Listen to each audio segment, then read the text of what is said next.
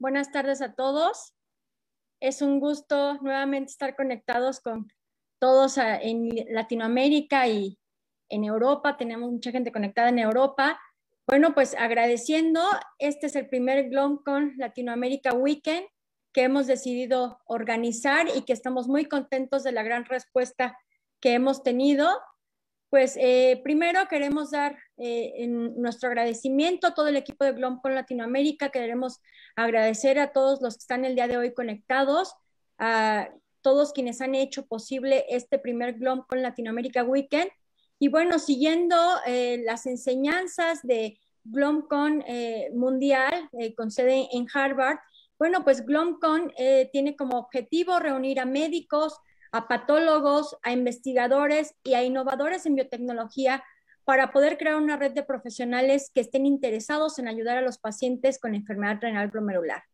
Todas estas colaboraciones permiten que GlomCon y en nuestra parte GlomCon Latinoamérica tenga como objetivo hacer que la experiencia colectiva de todos esté disponible para discutir los casos, para proporcionar infraestructura, para compartir experiencias, para unir fronteras, crear lazos para permitir la investigación y facilitar los ensayos clínicos.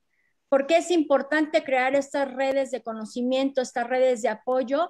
Pues porque conocemos la carencia que había estado teniendo Latinoamérica respecto al estudio de la patología renal. Y bueno, creo que estas herramientas que nosotros hemos venido utilizando desde hace más de 2 años han permitido que cada uno de nosotros podamos aprender y podamos aportar.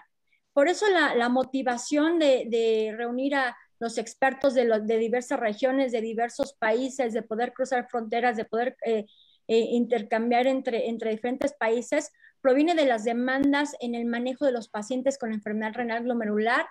Ese objetivo pues realmente lo hemos ido logrando mes con mes, lo hemos ido logrando a través de los chats en los que estamos todos integrados, en los que compartimos nuestra experiencia, compartimos publicaciones, tenemos preguntas, siempre hay un experto que ayuda y todos, la idea es que sumemos. Y sumando en Latinoamérica, el día de hoy nos encontramos con este primer simposio. Este es el primer simposio que tenemos del GlomCon Latinoamérica Weekend. Y bueno, continuaremos con nuestras sesiones mensuales, pero ahora añadiremos esta nueva faceta, ¿no? Entonces, el compromiso que tenemos en GlomCon Latinoamérica sigue siendo que el estudio de la enfermedad renal siempre esté basado en el conocimiento científico, siempre vaya a la vanguardia y podemos llevar el conocimiento a todos los países. A nombre del equipo GlomCon Latinoamérica, queremos agradecer principalmente a Ali Poyan, nuestro mentor, el director general de GlomCon, a todo su equipo colaborador, a quienes nos hacen posible que en Latinoamérica tengamos esta herramienta. Y bueno, en segundo lugar, queremos agradecer a todos los ponentes que a lo largo de más de 2 años han estado aportando, han estado brindando su experiencia, han estado dedicando su tiempo para la exposición de las enfermedades glomerulares. El día de hoy, pues no es excepción. Agradecemos a los ponentes que van a enriquecer este simposio, que tienen toda la disposición de compartir todo su conocimiento. Y bueno, como ya lo he mencionado mes con mes, principalmente agradecemos a toda la audiencia que nos viene siguiendo, que comparte, que pregunta en los chats, que sigue las pláticas y que hace que todo esto se vuelva enriquecedor. Pues muchísimas gracias, estamos muy complacidos por la respuesta que hemos tenido. Quiero decir, teníamos nosotros una plataforma para 300 personas, pues con base en la respuesta que tuvimos en el registro de los asistentes, tuvimos que ampliar nuestra plataforma. Eso para nosotros es un gusto, que esperamos que así continuemos. Y quiero agradecer, vamos a seguir con este proyecto, vamos a seguir uniendo nuestros esfuerzos, vamos a seguir cruzando fronteras y en GlomCon Latinoamérica nuestro objetivo es sumar. Todo mundo está invitado a participar, todos estamos dispuestos a colaborar. Y bueno, ahora quiero dar la palabra a la doctora Carmen Ávila, que también tiene preparadas unas palabras de bienvenida. Bienvenidos todos, primer simposio GlomCon Latinoamérica Weekend. Adelante, doctora. Muchísimas gracias, Blanquita. Pues esta calurosa bienvenida. Yo solo quiero decirles que es un honor para mí trabajar con este grupo de Gloncom Latinoamérica que ha ido creciendo en estos 2 años, pero siempre manteniendo una calidad en todas las presentaciones, con muchísimo entusiasmo. Pues a mí también me ha sorprendido gratamente la respuesta y en cuanto a la participación que hemos tenido de todos. Blanquita lo menciona muy bien, perfectamente. ¿Cuál es la idea de hacer esto? Bueno, además de llevar excelencia en nefrología y nefropatología a todos los países de Latinoamérica, a cosas de primer nivel, pues hacer un grupo internacional, interdisciplinario, en el cual podamos hacer pues investigaciones serias, enseñanza de alto nivel, interés, etcétera. Entonces, durante este simposio escucharán algunas propuestas también de trabajos de investigación. Como Blanquita ha dicho, nosotros estamos abiertos y queremos, pues esperamos la colaboración de todos. Así que pues estén atentos a esto y los que quieran unirse, bienvenidos. Esperemos seguir contando con ustedes, sobre todo porque nosotros preparamos estas presentaciones, invitamos speakers a los cuales les agradezco muchísimo que siempre acepten contribuir con nosotros, pero son todos ustedes con sus comentarios, con sus preguntas, con sus ideas, los que enriquecen. Y al final las conclusiones que sacamos para Latinoamérica es gracias a que todos ustedes están participando. Entonces yo les agradezco muchísimo. Siempre nosotros ponemos el esfuerzo de poner el programa junto, pero ustedes ponen el esfuerzo de asistir y eso completa nuestra intención de llegar a todos ustedes. Pues yo no tengo más que agradecer su presencia y pues espero que disfruten. Este programa es diferente a los demás porque junta todo lo que es de actualidad y porque es además 2 días. Muchísimas gracias y bueno, doy la bienvenida al mi co-moderador para la primera sesión. Bueno, antes de continuar, para la primera sesión, también quiero agradecer a nombre de todo el equipo Gloncom Latinoamérica la conjunción y el trabajo que hemos venido realizando, el apoyo, el aval de la Sociedad Latinoamericana de Nefrología e Hipertensión, con quienes llevamos trabajando de manera conjunta ya más de un año. Antes trabajábamos con la Sociedad Latinoamericana de Nefrología e Hipertensión, pero no en conjunción con Gloncom Latinoamérica. Y ahora, en el momento en que unimos esfuerzos, pues creo que todo esto ha sido para bien. También quiero agradecer en este simposio a la Sociedad de Patólogos de Michoacán, quienes a través de la Federación de Patología en México, Federación de Anatomía Patológica en México, pues darán el aval para los médicos patólogos que estén inscritos en la reunión. Muchas gracias a las 3 sociedades y esperemos seguir trabajando de la mano para el bien y el conocimiento en Latinoamérica sobre enfermedad renal. Adelante, doctora. Pues yo doy la bienvenida a mi co-moderador, el doctor Javier Soto Vargas. Él, como es uno de los iniciadores de este proyecto de Gloncom Latinoamérica, pues es coordinador, es médico nefrólogo, profesor de la especialidad en nefrología de la Universidad de Guadalajara. Javier. Muchísimas gracias, doctora. ¿Qué tal? Sí me escucho, ¿verdad? Sí. Perfecto. Muchísimas gracias a todos los aquí presentes. Vamos a dar inicio a este primer panel, cuyo tema es nefropatía membranosa en la era moderna, uno de los temas más excitantes que tenemos en la época moderna en la nefrología. Con mucho placer y gusto presento a nuestro primer panelista, el doctor Francisco Crespo, quien es un médico especialista en nefrología y en anatomía patológica, nefropatólogo y encargado del área de microscopía electrónica en el Hospital Universitario Gregorio Marañón de Madrid, coordinador y docente del Máster de Patología Renal de la Universidad Rey Juan Carlos de Madrid y un doctorado cum laude por la Universidad de Alcalá sobre marcadores histológicos en vasculitis renal.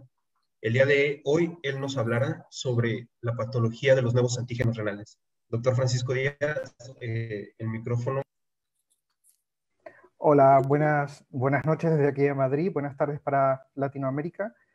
Voy a compartir mi presentación. Bueno, primero agradecer a la organización por invitarme a hablar un poco de nefropatía membranosa, que además en el último año yo creo que ha sufrido un avance importante en cuanto a la detección de antígenos. Y bueno, vamos a hablar un poco de ella. No tengo ningún conflicto de interés que declarar. Y bueno, simplemente voy a empezar dando un pequeño resumen de lo que es la glomerulonefritis membranosa. Es una enfermedad autoinmune glomerular que está caracterizada desde el punto de vista morfológico por el depósito subepitelial de complejos inmunes que producen cambios en la membrana basal glomerular. Y no olvidemos que es la primera causa de síndrome nefrótico del adulto.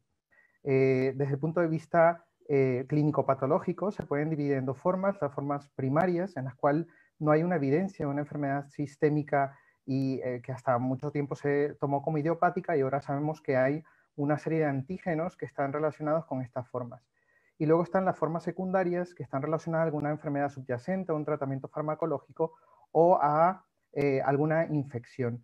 Yo creo que ahora está en boga hablar de la membranosa como un patrón histológico, porque no olvidemos que otras enfermedades glomerulares, como otras enfermedades sistémicas, en particular la gamapatía monoclonal, puede tener un patrón morfológico de membranosa y que puede llevarnos y que debe incluirse dentro del diagnóstico diferencial tanto desde el punto de vista clínico como anatomopatológico.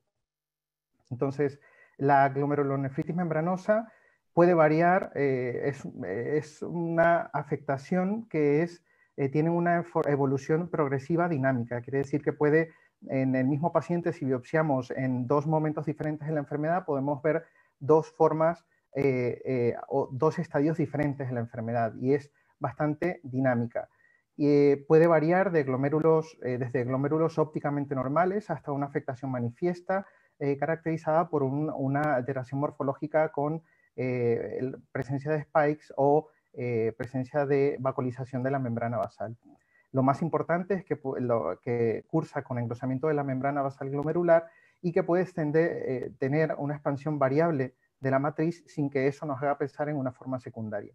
También, desde el punto de vista morfológico, pues está caracterizado por la presencia de los depósitos subepiteliales, que son fucsinófilos con la adición de tricrómico de Mason y que se ven muy bien cuando tenemos una técnica muy bien contrastada.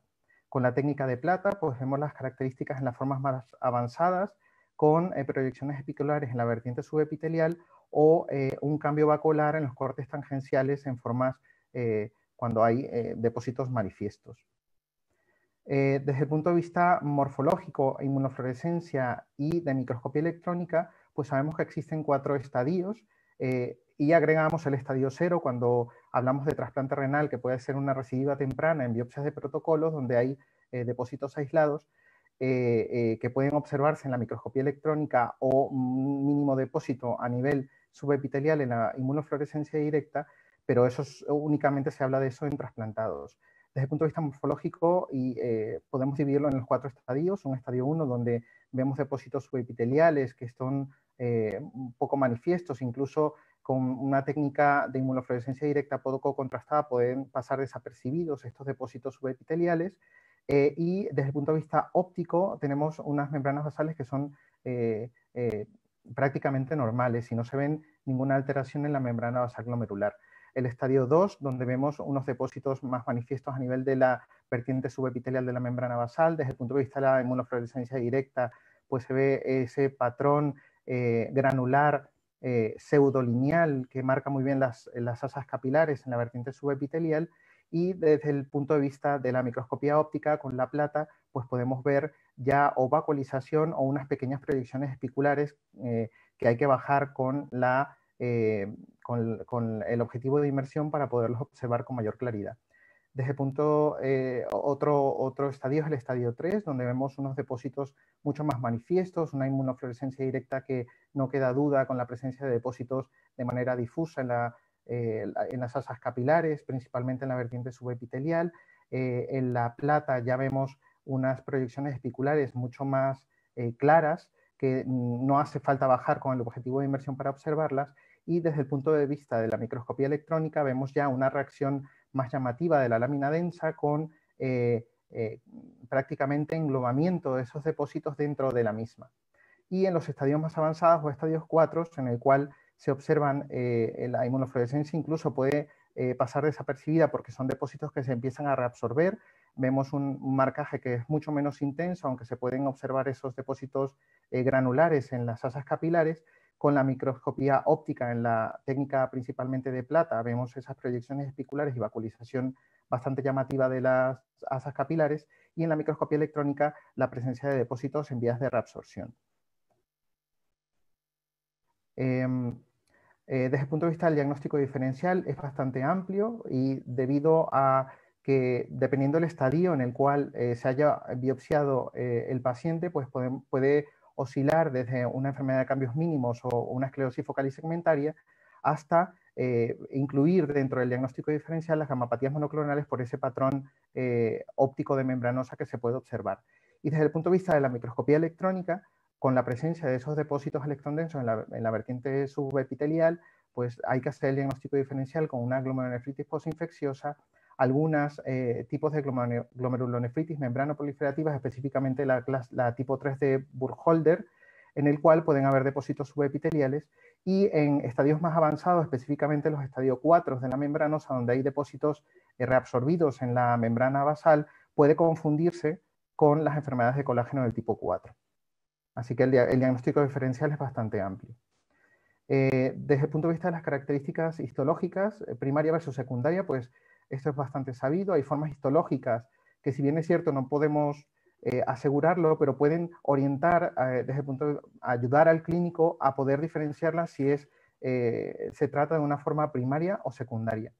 Lo principal es, además del engrosamiento de la membrana basal que se ve en ambos, recordemos que la glomerulonefritis membranosa primaria no es per se una enfermedad proliferativa. Por lo tanto, si vemos focos de proliferación mesangial, proliferación endocapilar o hipercelularidad endocapilar o proliferación extracapilar, siempre debemos pensar en unas formas secundarias.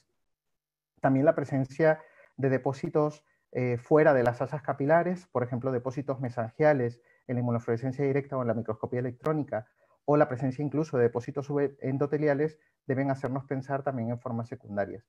Y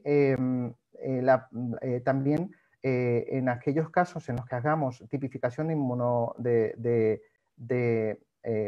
las subclases de inmunoglobulina G, también puede hacernos pensar en formas secundarias. Sabemos que las formas primarias suelen depositar en su mayoría IgG4 y en segundo lugar IgG1, mientras que formas secundarias suelen asociar depósito principalmente de IgG3 e IgG2. Y otras cosas es que suele ser, en las formas primarias, son los depósitos únicamente de IgG y complemento. Sin embargo, en formas secundarias tenemos depósitos de otras inmunoglobulinas diferentes a IgG. Entonces, ¿es necesario la tipificación de subclases de inmunoglobulina G en la membranosa? Es un tema muy debatido. Es verdad que puede ayudar desde el punto de vista clínico a guiarlo, pero hay muchos estudios que intentan dilucidar esto. Este es uno en el cual hacen una disección de las relaciones de las subclases de inmunoglobulina en los diferentes tipos de membranosa, pero aquí analizan membranosa lúpica y membranosa idiopática.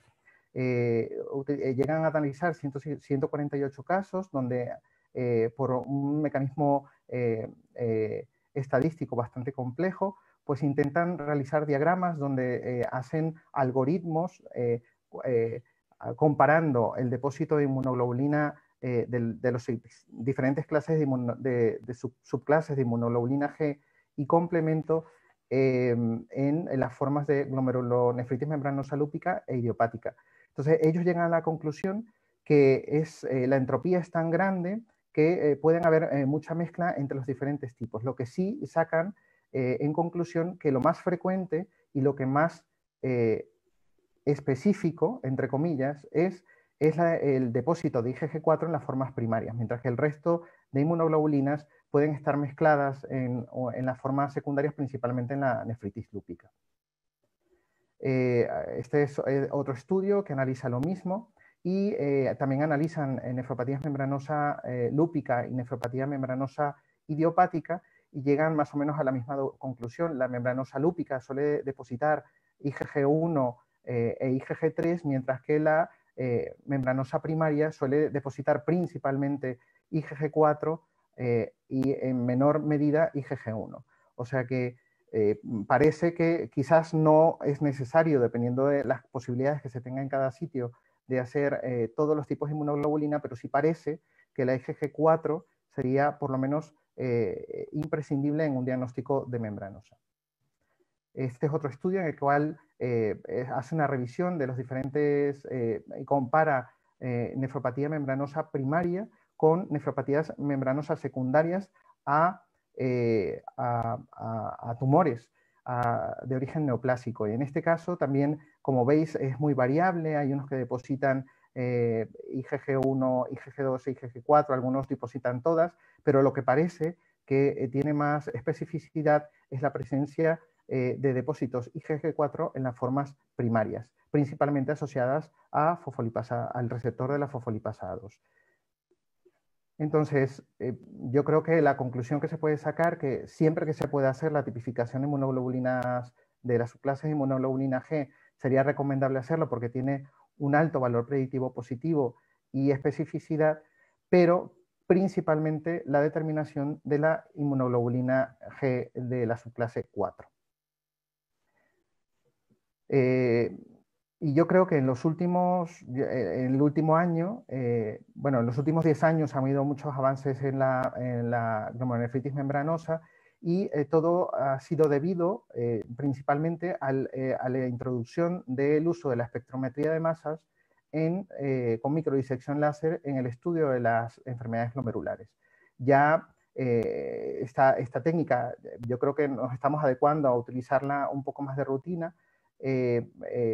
Por lo menos aquí en España nos cuesta conseguir sitios donde nos hagan espectrometría de masas, pero siempre que se pueda, para dilucidar específicamente, disecar y escudriñar muy bien en los depósitos, en el tipo de depósitos que tenemos en alguna enfermedad glomerular, la utilizamos. Y para la evolución de la glomerulonefritis membranosa, esto ha sido clave. Ya hace un poquito más de 10 años, pues hubo un cambio importante en entender la glomerulonefritis membranosa, un cambio que llega 50 años después de la primera descripción de glomerulonefritis membranosa, pero que ha sido un nicho importante para el desarrollo de esta enfermedad y para poder entenderla y poder tratarla.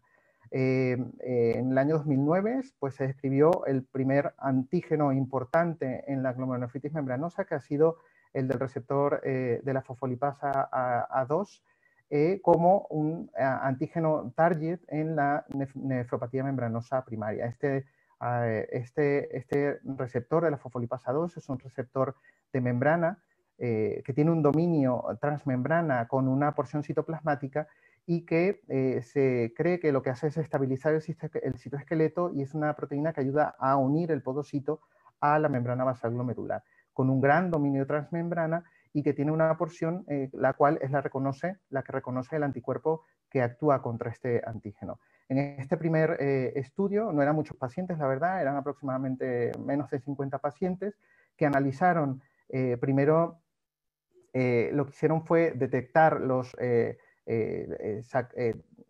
utilizar el suelo de estos pacientes para determinar cuál era el factor común que se expresaba en él. Se utilizó la espectrometría de masas para determinar una proteína, y esta proteína pues se dieron cuenta que se encontraba en el 70% de las glomerulonefritis membranosas idiopáticas.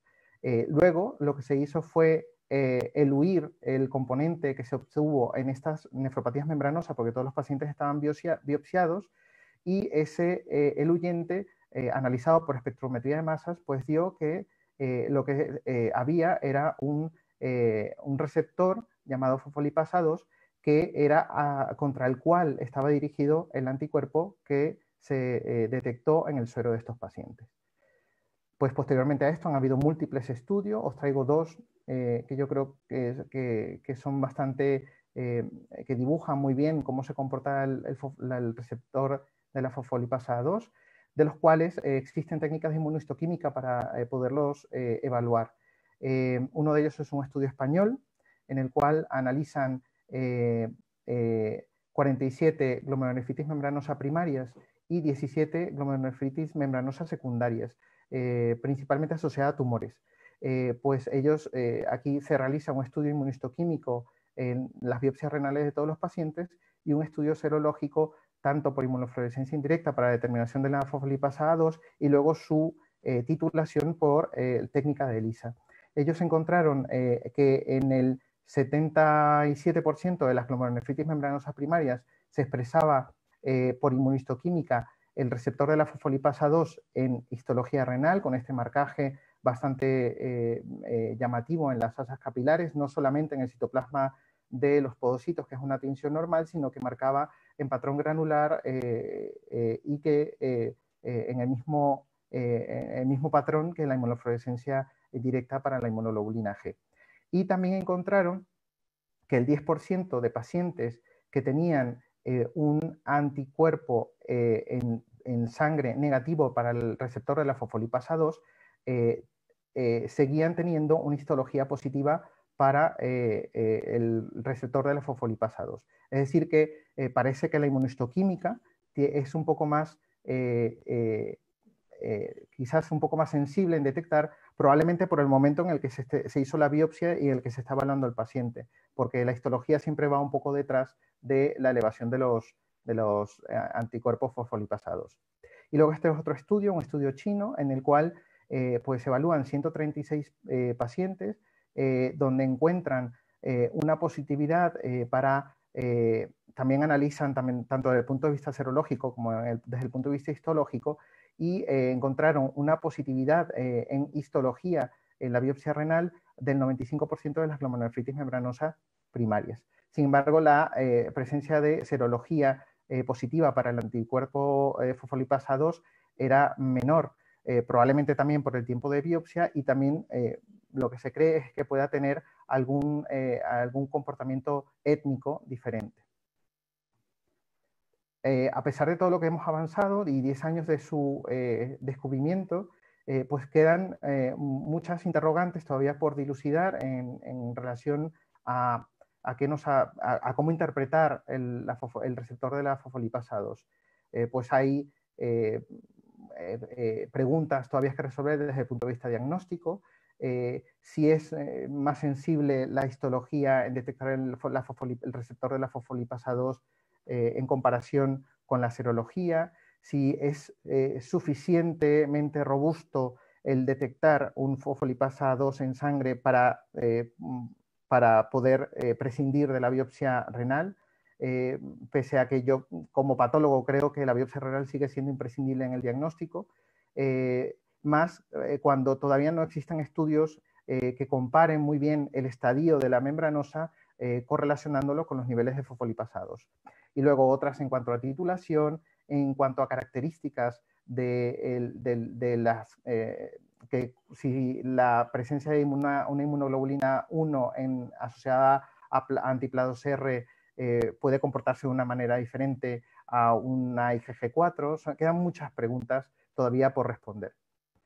El segundo antígeno que se descubrió y que se descubrió un poco más tarde, en el año 2017, es el del receptor de la trombosporina 1 que contiene el dominio 7A, el cual es otra proteína que se encuentra también a nivel del podocito, que también estabiliza el citoesqueleto del podocito, y que tiene también un dominio citoplasmático con una porción transmembrana y una porción extramembranosa.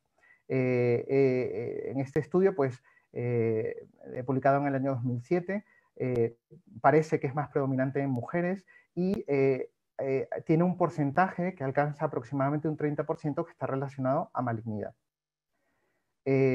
Aquí os traigo dos estudios también, en el cual analizan en diferentes cohortes de pacientes la presencia de este antígeno de la trombosporina tipo 1, y aquí lo que ven es que se expresa, como veis, la incidencia dependiendo de la cohorte varía entre un 2 y un 5%, aproximadamente en el promedio es un 3% de las glomerulonefritis membranosas, en este caso primarias, y parece que se comporta de la misma forma que el receptor de la fosfolipasa 2, es decir, que al ser un antígeno, un anticuerpo que está dirigido contra un antígeno de la superficie podocitaria, pues se puede detectar en suero y se comporta de la misma manera que la fosfolipasa 2. Es decir, que probablemente la histología va a seguir detectando un porcentaje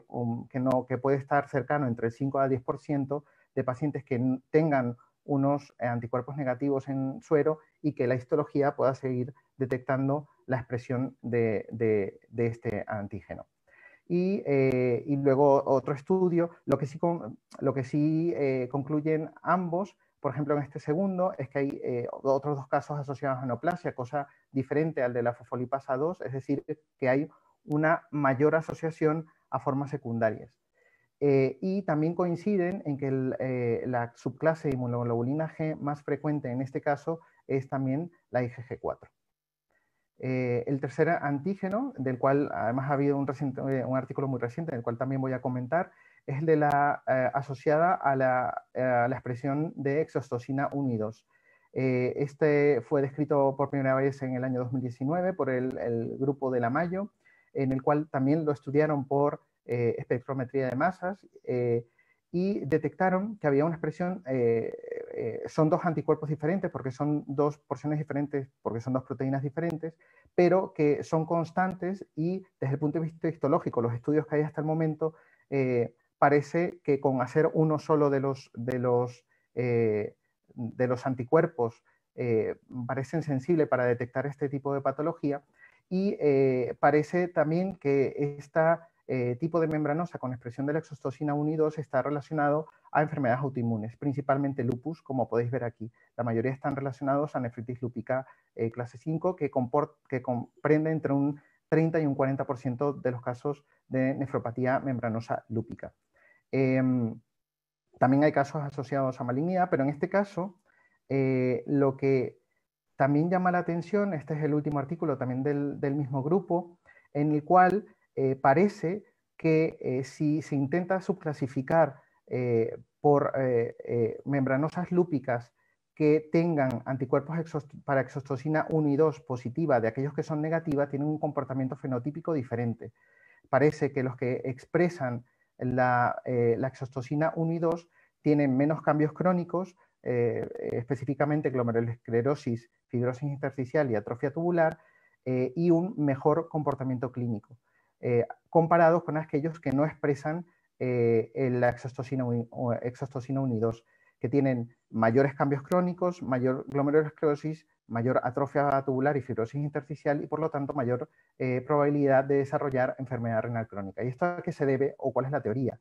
La exostosina 1 y 2 son una proteína intramembrana, intracitoplasmática, que se encuentra en el podocito, pero no solamente en el podocito. Se sabe que esta proteína es una proteína que es clave para la osificación encondral. De hecho, una mutación de esta proteína está relacionada al desarrollo de la osteogénesis imperfecta. Y a nivel renal, lo que se cree es que por alguna razón todavía desconocida, los pacientes con nefropatía lúpica excretan la proteína hacia la membrana basal glomerular y al liberarse la proteína hacia el espesor de la membrana basal glomerular, hay una mayor producción de glicosaminoglicanos que rodean a los complejos inmunes y hace que haya menor inflamación hacia la membrana basal glomerular y se pueden eliminar mejor estos complejos inmunes y crean menos daño. Esa es la teoría que se cree que lo produce. El otro antígeno también descrito es el de la asociada a NEL1 o el factor de crecimiento epidérmico neural o la proteína parecida al factor de crecimiento epidérmico neural. En estos casos está asociado también, tiene una mayor asociación a nefropatía, a glomerulonefritis membranosa primaria más que secundaria, pero también hay una fuerte asociación en las cortes que se ha estudiado a tumores. Específicamente en esto también parece, como veis, hay en este estudio también de la Clínica Mayo, utilizaron varias cohortes. En la primera cohorte, que fue la cohorte piloto y de descubrimiento, se encontró en aproximadamente un 23% de las glomerulonefritis membranosas primaria PLA2R negativa. Y cuando hicieron una segunda cohorte, y como veis son dos cohortes étnicas diferentes, esto es un la población es americana y la población de abajo es europea, la incidencia baja a menos de la mitad. Entonces probablemente esto tenga un factor genético asociado por el cual se desarrolla este tipo de anticuerpos y que en frecuencia probablemente se esté disputando la frecuencia con el receptor, la trombospondina tipo 1. O sea que son anticuerpos que son antígenos de los cuales oiremos hablar mucho en los próximos años. También tiene una detección que se puede hacer por inmunistoquímica y en este estudio pues, se colocalizaba con la expresión de la inmunofluorescencia directa para inmunoglobulina G con el anticuerpo para NEL1. Así que parece que define otro subgrupo de glomerulonefritis membranosa primaria. Este es el último artículo de este antígeno, en el cual también parece que tiene un fenotipo particular. Parece que es mayor predominio en hombres. En este estudio había aproximadamente un 3.8% de los casos de glomerulonefritis membranosa PLA2R negativa, aquí incluye primarias y secundarias. Y había mayor proporción de malignidad comparado con el PLA2R y principalmente la trombospondina, el receptor tipo 1 de la trombospondina. Y tenían un fenotipo que parece que el depósito de inmunocomplejos es de tipo segmentario, predominantemente IgG1 o codominante, pero siempre está presente el IgG1 y es una tinción segmentaria e incompleta, como vemos en estas fotos, donde hay zonas que son completamente negativas con otras que depositan la inmunoglobulina G y el NEL1. Y el último anticuerpo del cual voy a hablar es el asociado a la semaforina 3B. Este es otro receptor transmembrana que también ha sido descrito recientemente por el grupo de Lamayo, en el cual parece que está más relacionado, es el más infrecuente de todos. Aquí lograron sacar una N de 11 casos, en el cual en su mayoría eran pacientes pediátricos, o sea que parece que describe un subgrupo particular de glomerulonefritis membranosa y en la mitad de ellos habían depósitos en la membrana basal tubular. Aquí es una representación de la semaforina 3B, en el cual tienes una proteína, un receptor que también está en la superficie del podocito, con un dominio transmembrana, y que todos estos, tanto el NEL1 como la trombospondina tipo 1, como la fosfolipasa, el receptor de la fosfolipasa 2, todos tienen un mismo mecanismo de acción. Por lo tanto, en todos se ha demostrado que cuando se deposita a nivel del tejido renal, se va a detectar el anticuerpo circulante, por lo tanto que serológicamente se pueden detectar. Y un poco para resumir, en la nefropatía membranosa creo que estamos en este esquema actualmente, donde la mayoría de los casos van a ser asociados al receptor de la fosfolipasa 2. En segundo lugar, probablemente esto vaya a cambiar, pero están disputándoselo entre el NEL1 y la trombospondina tipo 1, dependiendo probablemente de rasgos étnicos, y en menor frecuencia la semaforina 3B y la sextostosina, lo cual define y parece que tiene un fenotipo específico asociado a enfermedades autoinmunes. Entonces, como conclusión, por supuesto, la membranosa sigue siendo muy frecuente en nuestro medio y continúa siendo un reto diagnóstico por la aparición de estos nuevos antígenos y los que faltan por descubrir. Las formas primarias en su mayoría van a estar asociados entre un 70 y 80% al receptor, al anticuerpo dirigido contra el receptor de la fosfolipasa 2 y en menos frecuencia, probablemente en segundo lugar, por el receptor de la trombospondina tipo 1 y el NEL1. Antígenos menos frecuentes parecen que van a seguir emergiendo, están conocidos hasta ahora la exostosina 1 y 2 relacionado principalmente a enfermedades autoinmunes, y parece que la sematoforina pues, describe un grupo principalmente de pacientes pediátricos. Su identificación puede predecir comportamiento clínico, principalmente que todos ellos, a excepción de la sostosina, se pueden ser detectados en suero, y parece recomendable la tipificación de subclases de inmunoglobulina, principalmente la determinación de inmunoglobulina G4. Y por supuesto la histología, de momento, sigue siendo importante para la evaluación de estos enfermos. Y con esto, muchas gracias. Aquí os dejo una foto de Madrid, del reciente confinamiento, que esperemos no volverlo a vivir, por lo menos a corto plazo. Así que muchas gracias. Muchísimas gracias, doctor. Excelente, excelente ponencia. Para los que están presentes, las preguntas las haremos hasta el final del módulo de membranosa.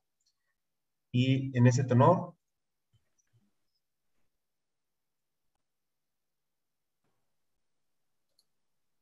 me gustaría presentar con quien estamos comoderando este panel de nefropatía membranosa, la doctora Mari Carmen Ávila Casado.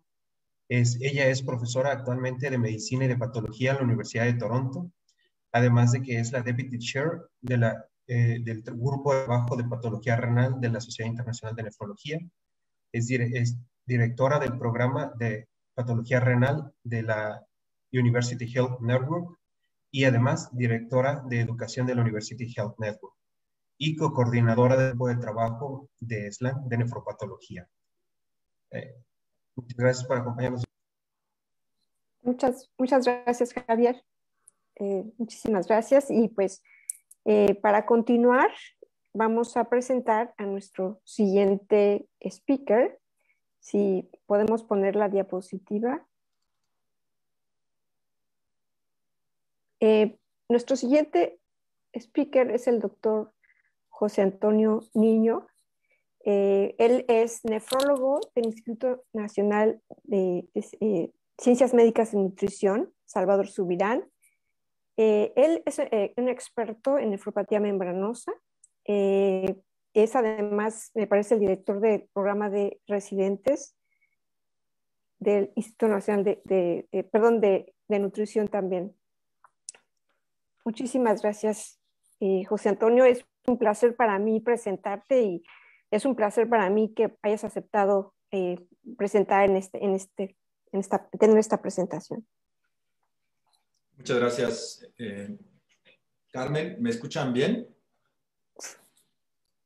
Sí, sí te escuchamos perfecto. Perfecto, ok. ¿Ya están viendo ya mi pantalla?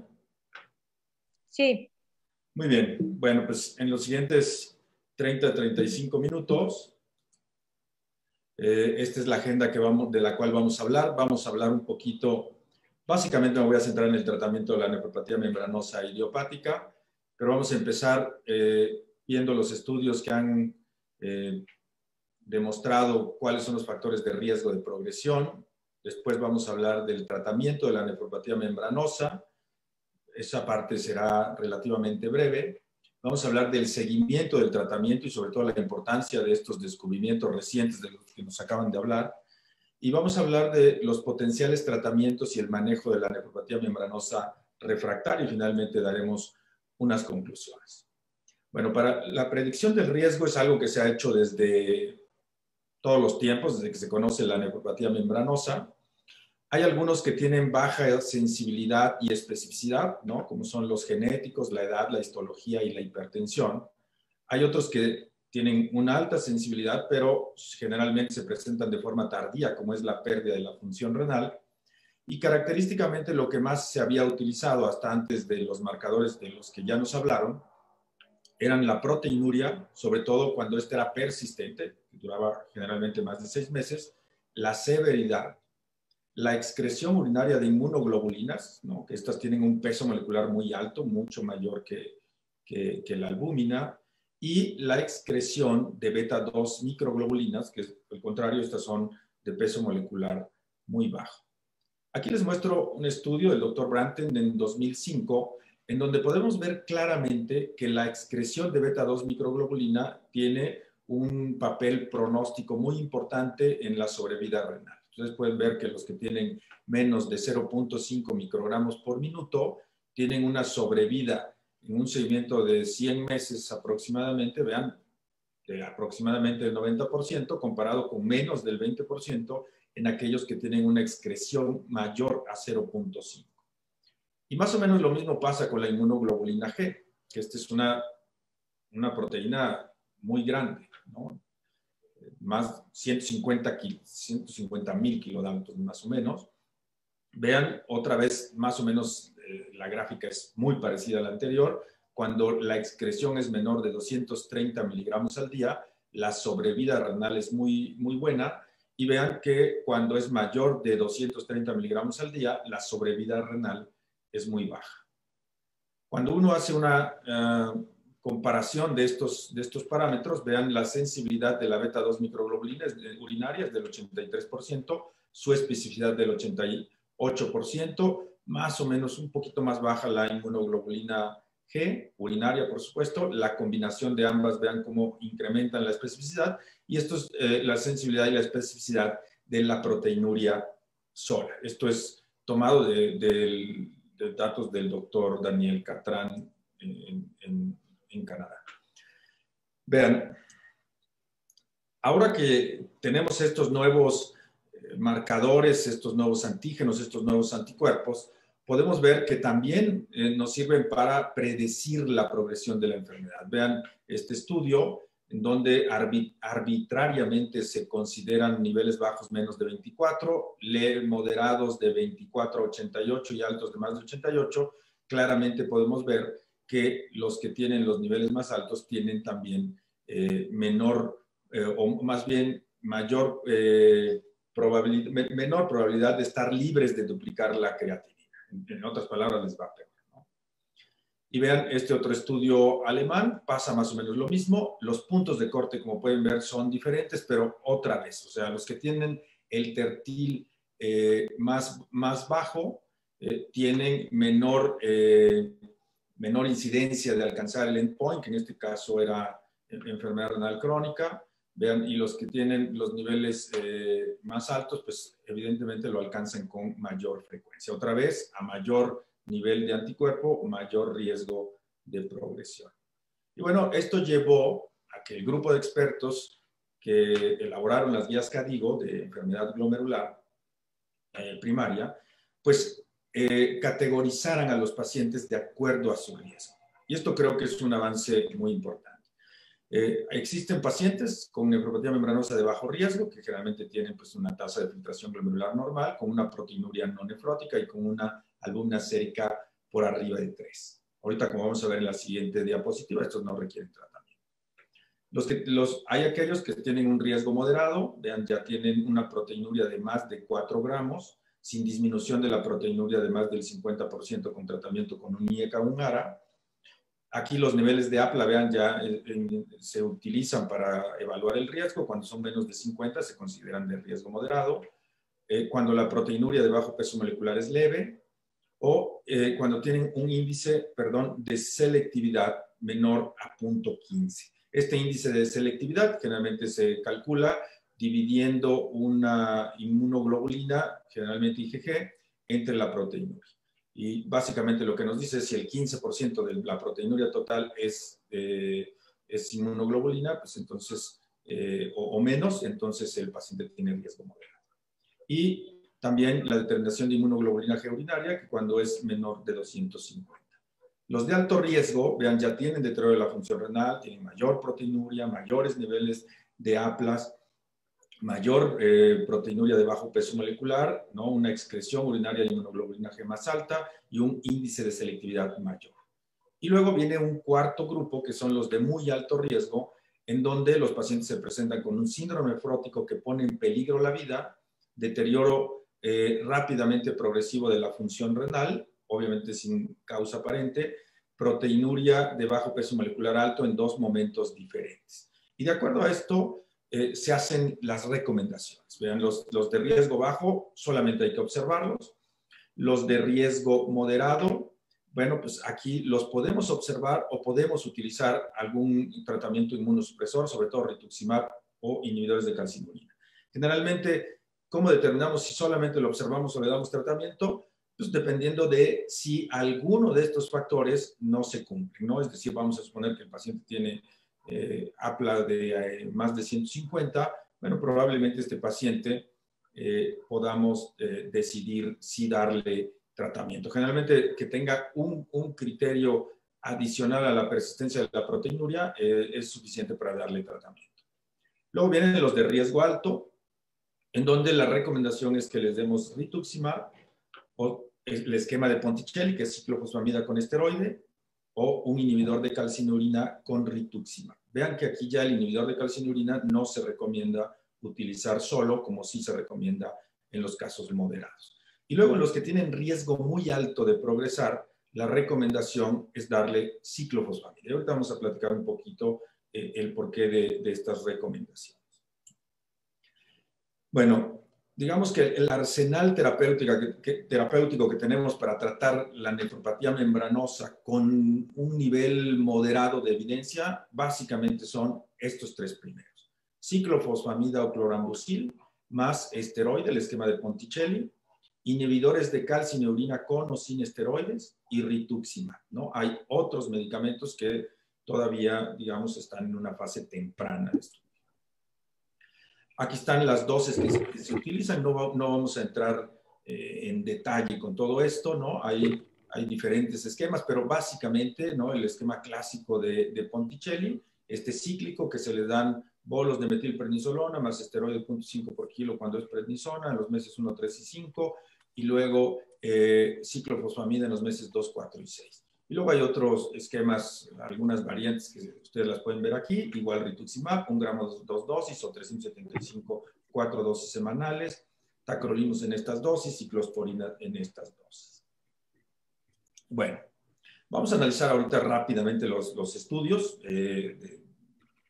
con estos medicamentos, pero antes de entrar en detalle les quiero mostrar aquí la relevancia que tiene la remisión parcial y por eso los estudios casi siempre se analizan sumando la remisión parcial con la remisión completa, ¿no? Este es un estudio, básicamente 10 años de seguimiento, en donde se clasifican a los pacientes dependiendo de si tuvieron una remisión completa, una remisión parcial o no tuvieron remisión.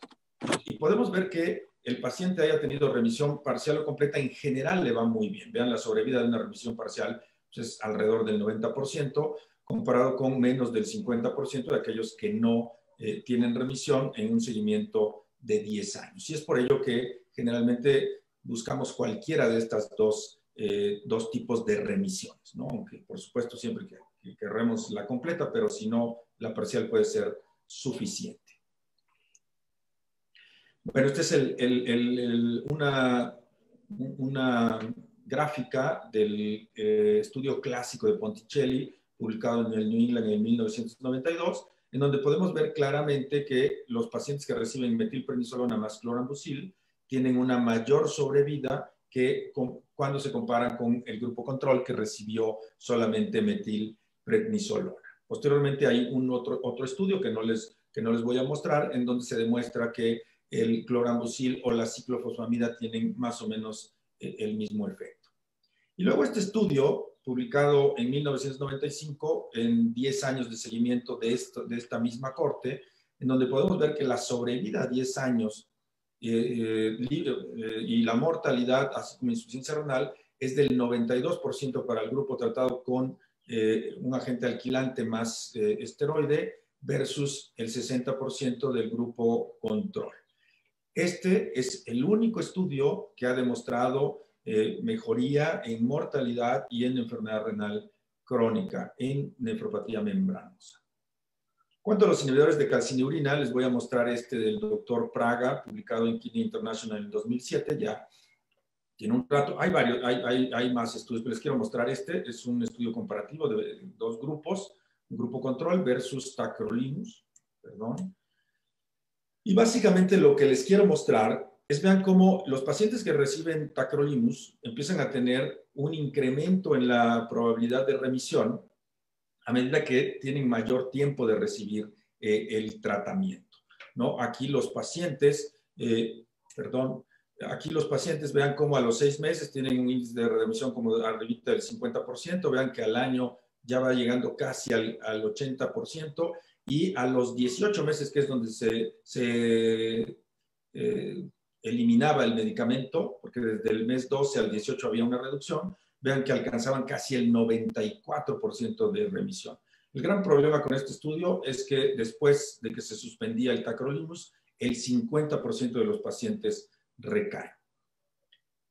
Seguramente por eso se hizo este estudio publicado recientemente, el estudio Starman, en donde los pacientes recibieron primero tacrolimus y luego rituximab, seguramente tratando de prevenir estas recaídas. No se los muestro por eso, este estudio lo podemos discutir, tiene muchas vertientes y cosas interesantes, pero aquí básicamente por lo que se lo muestro es porque vean la respuesta tan espectacular que tuvieron estos pacientes con cortisona y ciclofosfamida, es decir, el esquema de Ponticelli. El otro medicamento que utilizamos y que ha cobrado mucha fuerza recientemente es el rituximab. Este es el estudio del doctor Piero Ruggenetti cuando completaron sus primeros 100 casos. Vean la remisión completa y parcial y la suma de los dos. Y lo interesante aquí es ver cómo, a medida que pasa el tiempo, vean que el porcentaje de remisión va incrementando, ¿no? De tal suerte que hay que tener en mente que el tratamiento de la nefropatía membranosa tiene una respuesta lenta, sobre todo cuando se utiliza rituximab. Seguramente basados en estas observaciones, porque hay otro estudio francés en donde el seguimiento fue más corto y no se vio una gran diferencia cuando se usa rituximab, el doctor Fervenza, el doctor Catrán en este estudio que seguramente todo el mundo conoce, el Mentor, pues lo diseñaron con el objetivo de ver el desenlace a 24 meses. Aquí está el diseño, no voy a entrar mucho en detalles. Básicamente lo que les quiero mostrar es que se comparó rituximab, 2 dosis de 1 gramo con 2 semanas de diferencia versus ciclosporina, ¿no? Y básicamente lo que hacían es que pues los aleatorizaban en los 2 grupos.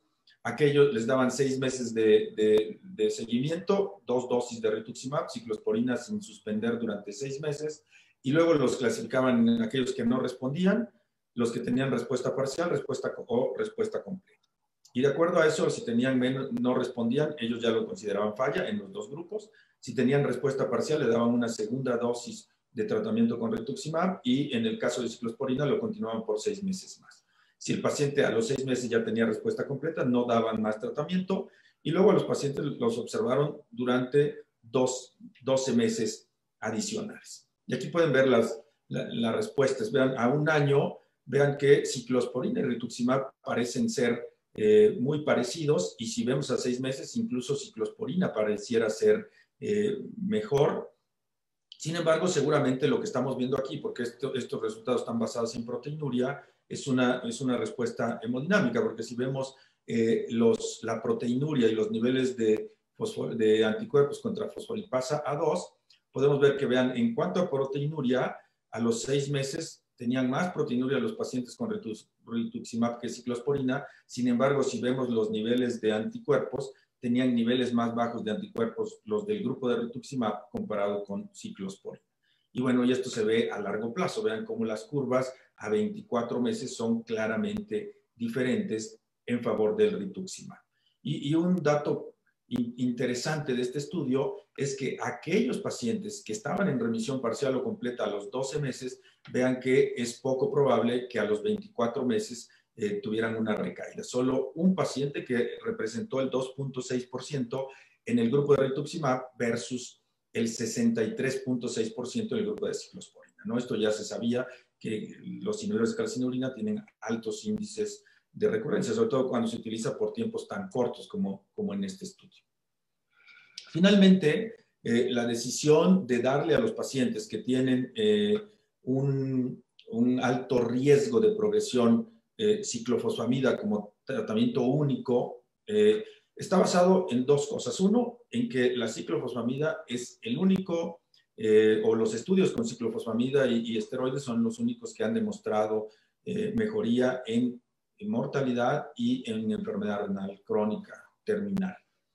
Y además, vean este estudio, este es un estudio alemán, pero que comparó una corte alemana y una corte francesa, en donde vean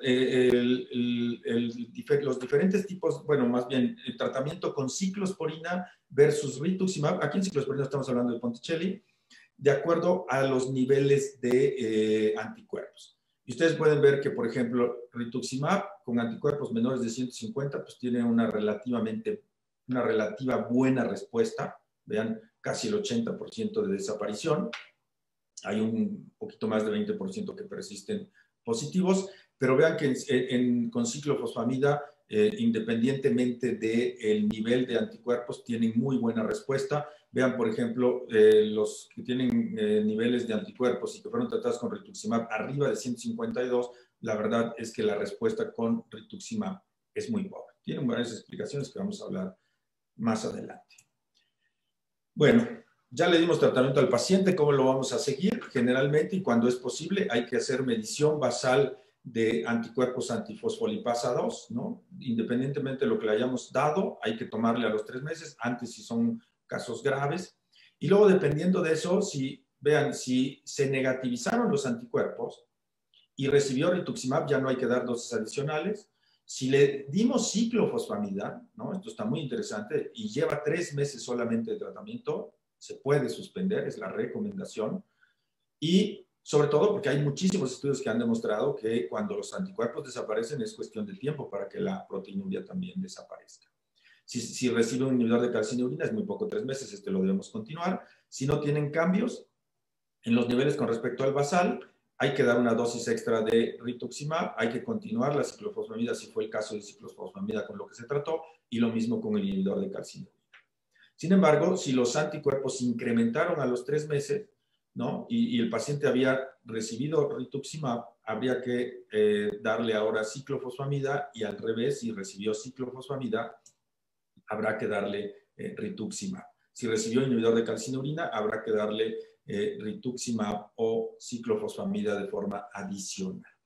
Y luego, a los 6 meses, otra vez habrá que tomar los niveles, evaluar la respuesta.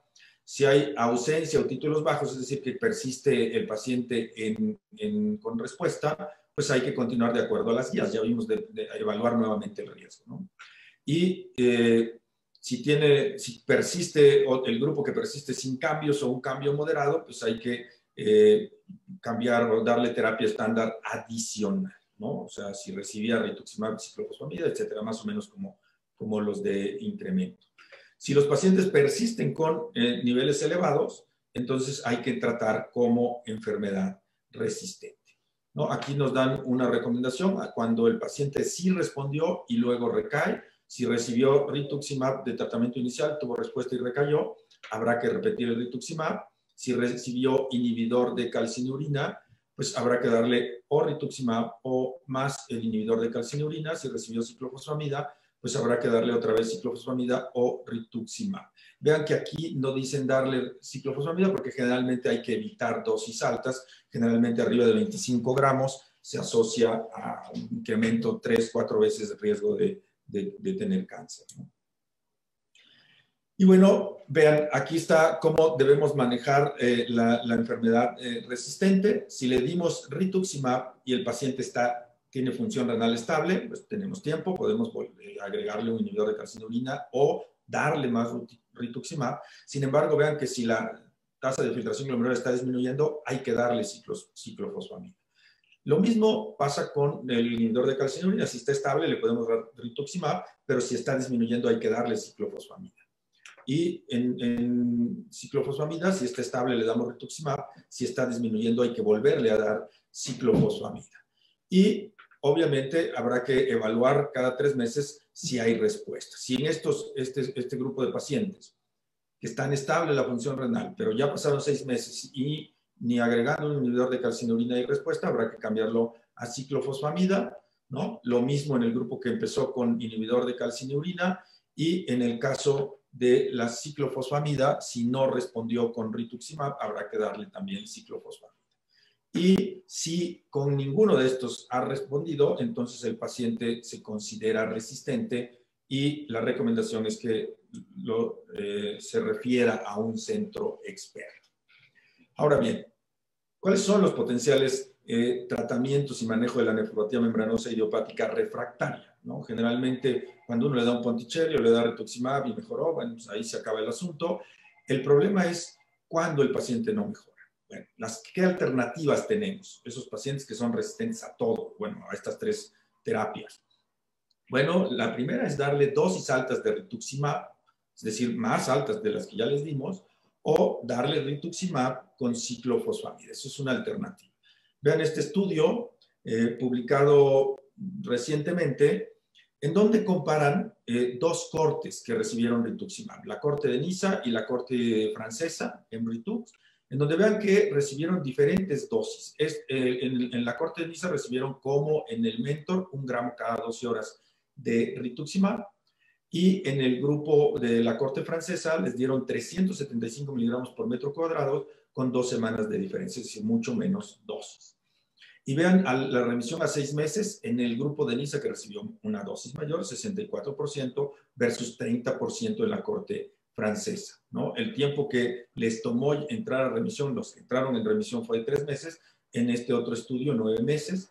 Vean las cuentas de CD19, que representan los CD20, 0 a los 3 meses en el que recibió una dosis mayor versus 16.5 en el que recibió una dosis menor. Y los niveles de rituximab igual, 3.3 versus 0, ¿no? Y los niveles de APLA, vean, 0 versus 16.5, ¿no? Este estudio muestra claramente que una dosis mayor puede tener una mejor respuesta. Este es un estudio muy chiquito de Cortázar, el doctor Cortázar, en donde vean lo que hacen es que a los pacientes, 15 pacientes, les dan 2 dosis iniciales de rituximab con 2 semanas de diferencia, y luego cada 4 meses durante 2 años les dan una dosis de rituximab. No les toman cuenta celular, nada, les dan esteroide que le van reduciendo, y también les dan dosis bajas de ciclofosfamida. Y ustedes pueden ver lo que pasa. Aquí están los primeros 7 y los siguientes, los segundos 8. Y ustedes pueden ver que todos los pacientes tenían al menos remisión parcial. Muchos de ellos remisión completa. Vean, absolutamente todos. El 100% de los pacientes con este esquema, en donde dan dosis, pues, vean, mucho mayores de rituximab, los pacientes tenían una buena respuesta. Y por eso esta puede ser una alternativa para los pacientes resistentes. Además, vean que el rituximab, uno podría pensar, bueno, si yo ya le di una dosis suficiente y llevé a 0 las células, ¿qué más puedo ganar?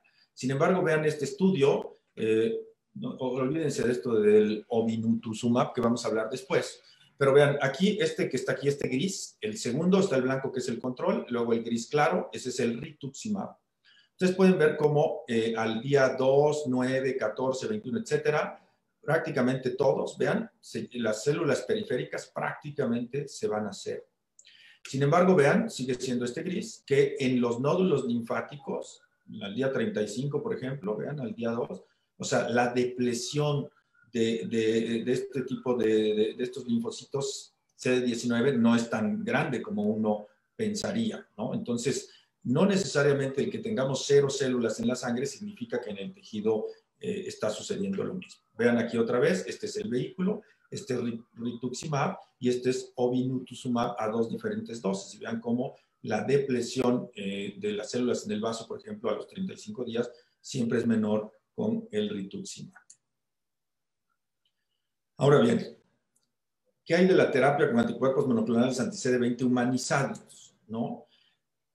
¿Por qué es importante esto? Porque vean que el rituximab, su falla tiene mucho que ver con la formación de estos anticuerpos. Vean, este es un estudio en donde analizaron 44 pacientes y después de una sola dosis de rituximab, a los 6 meses, el 22% de estos pacientes desarrollaron anticuerpos contra rituximab. Y vean, aquí está cómo comparan la reconstitución a 6 meses. Vean, estos son los que sí hicieron anticuerpos. 75 células a los 6 meses comparadas con 2 células en los que no hicieron anticuerpos. La proteinuria, 1.7 gramos en 24 horas versus 0.6 en los que no hicieron anticuerpos. Las recaídas, 70% de los pacientes que hicieron anticuerpos recayeron versus 29% de los que no hicieron anticuerpos. Y la cosa más interesante, 8 de estos 10 pacientes, el 22% son 10, con anticuerpos anti-rituximab tratados con anticuerpos anti-CD20 humanizados, tuvieron remisión, ¿no? Entonces, estos pudieran ser una alternativa y un mecanismo de resistencia de rituximab por lo menos en este estudio, 22% se debe a estos anticuerpos. ¿No? Vean, este es un reporte de 3 casos del doctor Fervenza, en donde, vean, el paciente recibe rituximab, los títulos de anticuerpos bajan a 149, pero luego a 163 y permanecen altos, vean, 92, y la proteinuria igual, vean, pues siempre en rango nefrótico, se le da obinutuzumab y vean cómo el paciente mejora su proteinuria, ¿no? Este es otro caso con otro anticuerpo anti-CD20. Este se utiliza para esclerosis múltiple y este es el reporte de un caso de un paciente con esclerosis múltiple, justamente, que vean que tenía nefropatía membranosa también. Vean, los títulos de aplausos que estaban altos, la albuminuria que estaba alta y la albúmina sérica que estaba baja. En el momento que recibe estas 2 dosis, vean que la albúmina empieza a subir y como los anticuerpos y la proteinuria empieza a bajar. Y vean, ahora regresamos, esta es la misma imagen. Vean que a diferencia del rituximab, estos anticuerpos a diferentes dosis humanizados tienen, vean, una mayor potencia, vean, a los 35 días para reducir en el tejido las células CD19, ¿no? Y aquí también lo podemos ver que a 35 días es mejor en el vaso también que el rituximab. ¿Qué otros tratamientos tenemos? Bueno, esta enfermedad, al ser una enfermedad que podríamos decir autoinmune, parecida incluso a la membrana por anticuerpos antimembrana basal glomerular, pues se antoja que el hacer plasmaféresis podría ser una buena opción. Este es un estudio de prueba de concepto del doctor Piero Ruggianenti, en donde ustedes pueden ver que cuando se da solamente anticuerpos anti-CD20 solos, pues tiene un cambio en los anticuerpos antifosfolipasa 2 menor que cuando se combina con plasmaféresis, ¿no? Aquí más o menos podemos ver lo mismo. Estos ya son ejemplos de 2 pacientes. La CTH es otro medicamento que tenía resultados iniciales muy prometedores. No vean este primer estudio, 30 pacientes con síndrome nefrótico que recibieron ACTH, nada más y nada menos en el grupo tratado, los 15 pacientes respondieron. Sin embargo, cuando esto se llevó a un estudio más grande, el estudio ACTAR, donde nosotros tuvimos la oportunidad de participar, el estudio se paró porque estaba saliendo muy caro, la ACTH es carísima, y pues no tenían resultados alentadores. De hecho, el estudio hasta la fecha no se ha publicado. El bortezomib es otra alternativa. También hay reportes de casos. Vean este paciente que recibió bortezomib. También podemos ver que tuvo una respuesta espectacular, tanto por incremento de la albúmina como disminución de la proteinuria. Hay todavía varias preguntas que responder en el tratamiento de la nefropatía membranosa. Primero, si se puede aumentar la respuesta al rituximab, ¿no? Dando dosis mayores o sumándole algún otro inmunosupresor. Ya vimos que hay algunos reportes de casos alentadores, pero obviamente necesitamos un estudio controlado.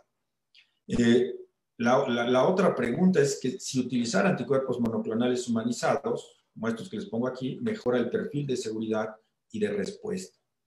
Habrá que conocer cuál es el papel de la plasmaféresis, sobre todo en casos graves, ¿no? Obviamente la plasmaféresis no la podemos hacer crónica, pero sí como una fase inicial.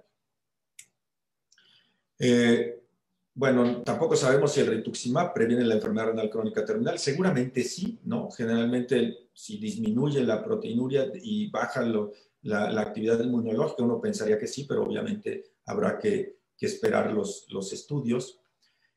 ¿Cuál es el papel de monitorear CD19 y CD20? Por lo que habíamos dicho, muchas veces decimos, hay que monitorear todo lo que cuando damos rituximab con CD20, sin embargo, no se sabe cómo están los CD20 en los tejidos y si el que los tengamos depletados en la sangre necesariamente nos puede guiar el tratamiento. La otra cosa interesante es si es equivalente la ciclofosfamida intravenosa que la vía oral. Todos los estudios de los cuales hemos hablado han sido con ciclofosfamida oral. Hay estudios que comparan en vasculitis ciclofosfamida IV versus oral y son más o menos iguales los resultados, sin embargo no hay en membranosa. El año pasado en el ISN había un póster de un grupo uruguayo, un grupo pequeño, en donde parece que es similar, pero también es algo que habrá que demostrar.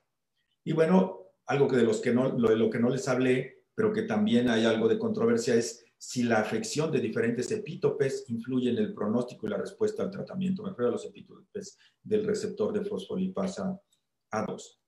Finalmente, como conclusión, la nefropatía membranosa es una enfermedad autoinmune causada por múltiples causas. Las más importantes es la aparición de anticuerpos antifosfolipasa 2, que son patogénicos. Hay estudios experimentales en ratones que lo demuestran. Los anticuerpos antifosfolipasa 2 tienen una alta especificidad, por lo que en ciertos pacientes puede no ser necesario realizar una biopsia, generalmente pacientes con función renal, sin causa secundaria aparente y en los que no van a recibir o no son candidatos a tratamiento inmunosupresor.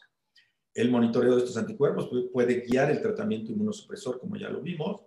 La estratificación del riesgo es fundamental para establecer el tratamiento de los pacientes. Y bueno, en el momento actual, desde mi punto de vista, el uso de la terapia anti-CD20 se perfila como el tratamiento de elección en la mayoría de los pacientes, ¿no? En los únicos pacientes en los que ahorita recomendamos ciclofosfamida son estos casos graves, que afortunadamente no son la mayoría. El esquema de Ponticelli es el único que ha demostrado reducir la incidencia de enfermedad renal crónica terminal y la mortalidad de cualquier causa. Muchas gracias.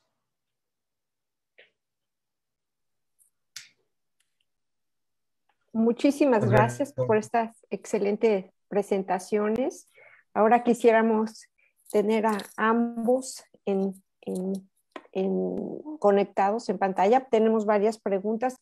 Yo quisiera, antes de empezar con las preguntas del chat, preguntarles, Francisco, ya que tenemos un gran número de antígenos ya, pues, que se han encontrado en las membranosas y que la espectrometría de masa pues es un mecanismo que es mucho más caro, una prueba mucho más cara y un poco más difícil de realizar en todos lados, pues el tener a la mano anticuerpos quizás para membranosa ayuda. ¿Cuál es el protocolo que tú sigues, por ejemplo, en las membranosas? Por ejemplo, le hacen un panel con todos los marcadores o empiezan marcando únicamente con PLA2R y si sale negativo se marcan los demás. ¿Cuál es el protocolo que ustedes están siguiendo? El protocolo que utilizamos siempre es iniciar por cuestiones de muestra, porque la muestra sigue siendo un problema. El tamaño de la muestra, yo recibo de varios hospitales, no es homogéneo, depende de la aguja que utilizan. Suelen ser... También depende de la posibilidad, si biopsia el nefrólogo o biopsia el radiólogo, también la muestra es muy pequeña. Entonces, por conservación de muestra, siempre inicio utilizando el más frecuente, que es el PLA2R. Si el PLA2R sale negativo, suelo pasar al siguiente, que es la trombospondina.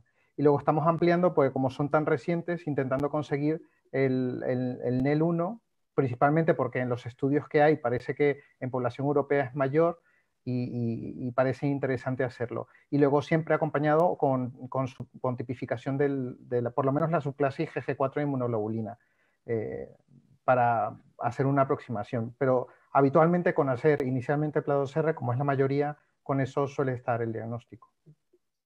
Y otra pregunta sería encaminada a los pacientes lúpicos. Se ha visto que algunos pacientes lúpicos tienen positividad para PLA2R. ¿Qué experiencia tienen ustedes al respecto? ¿Les hacen marcadores a los lúpicos o no? Yo suelo hacerlo, yo siempre que tengo una membranosa, así sea lúpica, suelo hacer el PLA2R. El PLA2R, la verdad, en mi experiencia, y lo hemos comentado también en otros foros, habitualmente cuando una membranosa lúpica tiene PLA2R suele ser una relación casual más que causal. Quiero decir, el PLA2R probablemente es el que está produciendo la membranosa, porque los casos que he tenido nunca tienen, o sea, es un lupus que está muy estable en el tiempo y no tiene un brote lúpico que explique también una actividad lúpica como para producir una afectación renal. Suele estar relacionado, si el PLA2R está presente en nefropatía lúpica, suele ser la causa de la membranosa, no la nefropatía lúpica. No sé cuál es tu experiencia al respecto. Nosotros hacemos el marcador solamente a aquellos pacientes lúpicos clínicamente, que cuando le toman la biopsia tienen solo IgG C3 y no tienen casa llena como sucede en los pacientes lúpicos. A estos definitivamente les hacemos marcador para PLA2R y trombospondina y todo lo demás. Pero mi experiencia son bastante negativos, ¿eh? O sea, yo creo que he tenido uno o dos y clínicamente parecían, o sea, se estaban comportando como una membranosa, pero con un lupus muy estable. O sea, no parecía relacionado al brote lúpico. Exactamente. Generalmente estos pacientes no, parece más bien una membranosa primaria, inclusive localización de los complejos inmunes solo en membranas basales, no hay en mesangio, etcétera, etcétera. Eso es. Muchísimas gracias, Javier. Si tienes las siguientes preguntas. Que fueron haciendo durante el chat. El doctor Freddy Chanel nos pregunta específicamente para usted, doctor José Antonio Niño, ¿cómo podemos enfocar los resultados del ensayo clínico Triciclo de nefropatía membranosa en la práctica clínica? ¿Cuál sería su opinión respecto a este estudio?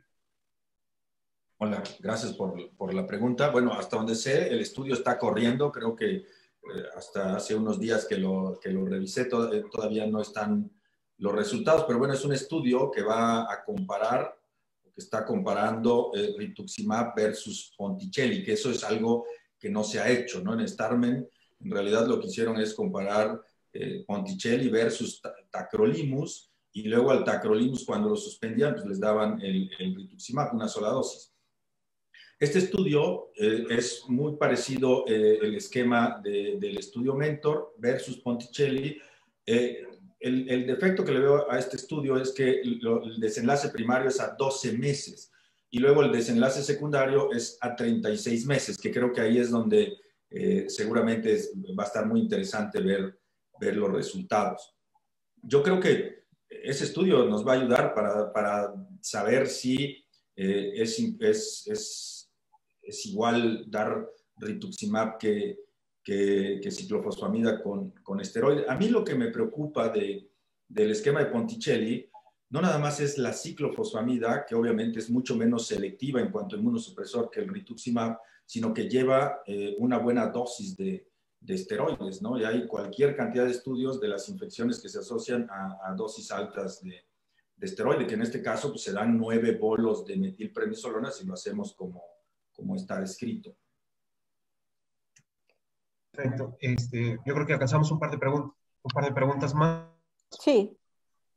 Una de ellas, que es muy interesante, sobre todo en la práctica clínica, usted presentó un protocolo en una combinación entre ciclofosfamida y rituximab, pocos pacientes, pero en su experiencia, ¿cómo podemos tratar de llevar a cabo este protocolo para tratar de limitar la exposición a ciclofosfamida?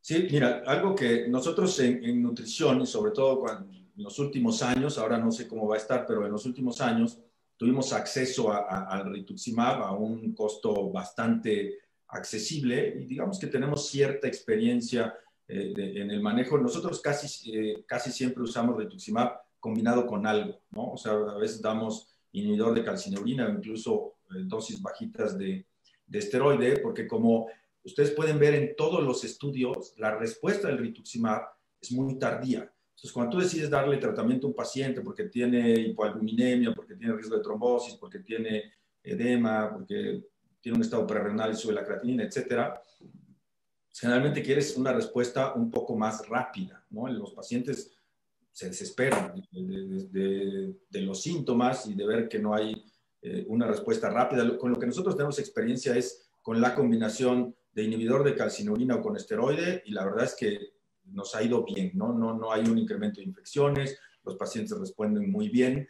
No tenemos mucha experiencia con ciclofosfamida a dosis bajas como el estudio del Hospital de Boston, del doctor Cortázar. La verdad no tengo mucha experiencia.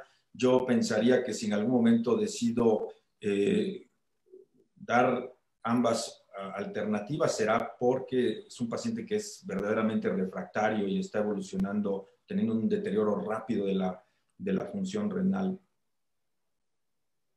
Y por último, doctor, es una pregunta personal.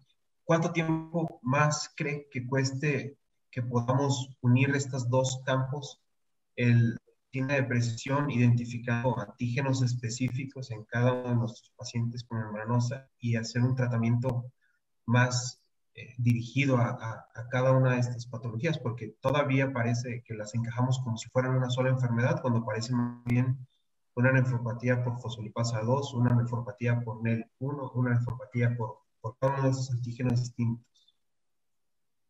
Sí, completamente de acuerdo. O sea, sin duda, ¿no? Como pasó con la focal segmentaria, que hay cualquier cantidad de fenotipos, seguramente son enfermedades distintas, seguramente tendrán respuestas distintas. Como es una enfermedad tan rara, incluso los que son por secundarios a fosfolipasa 2, pues no es diabetes mellitus, ¿no? Entonces, no es fácil llegar a conclusiones. Sin embargo, si todas comparten mecanismos fisiopatogénicos, por lo menos antitrombospondina 7 y APLA2R, que son anticuerpos dirigidos contra un antígeno constituyente del podocito, yo pensaría que esos más o menos el manejo debe ser similar. En estas nuevas formas, pues habrá que ver realmente cuáles son los mecanismos y si hay algún otro tipo de tratamiento. Ya no hablamos, pero hay también algunos casos reportados con inhibidores de complemento también. Perfecto. Hay otra pregunta aquí sobre el tratamiento en las membranosas recurrentes en el injerto. ¿Qué es lo que dice? ¿Cuál es la indicación de tratamiento de los pacientes trasplantados con membranosa recurrente? Bueno, de acuerdo a las guías, pues, tendrías que tratarla pues, más o menos de acuerdo al mismo esquema. En trasplante, cuando tú ya conoces que el paciente tiene nefropatía membranosa, lo que se recomienda es antes de que se trasplante el paciente, habrá que medirle títulos de anticuerpos. Si ya sabíamos que era un APLA2R positivo y los anticuerpos están negativos, ese paciente tiene muy bajo riesgo de recurrencia. Si los anticuerpos están positivos, no se contraindica el trasplante, habrá que hacerlo porque pues, el riesgo-beneficio se ve superado por el trasplante, el riesgo de la recurrencia, pero sí habrá que estar como muy atentos.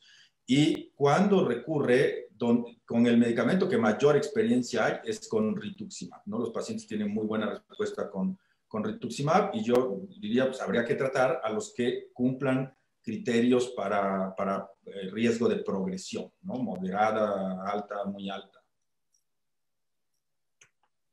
Perfecto, pues les agradecemos muchísimo sus presentaciones, de verdad, de altísimo nivel, excelentes presentaciones ambas. Muchísimas gracias. Por ahí seguramente los contactarán con preguntas directamente. Bueno, hemos puesto ya en el chat la dirección de Twitter del doctor Francisco Díaz Crespo. Pondremos dirección del contacto del doctor Antonio Niño por si hay preguntas extras y quieren dirigirse directamente a ellos. Muchísimas gracias y pasamos a nuestro siguiente panel. Gracias. Gracias a ustedes.